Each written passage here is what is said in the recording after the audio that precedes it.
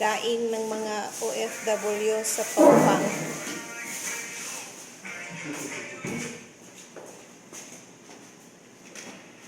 Tadadang, daing. Daing na tilapia. In short, tilaps.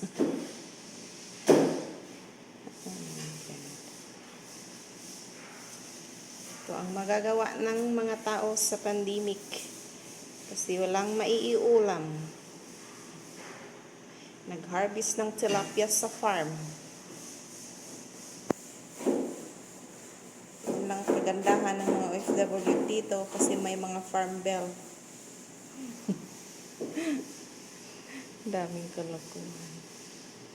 Tarang, tarang, tarang, tarang. Daing. Ang daing namin. Tilapia. Fresh from our farm. Oh my God.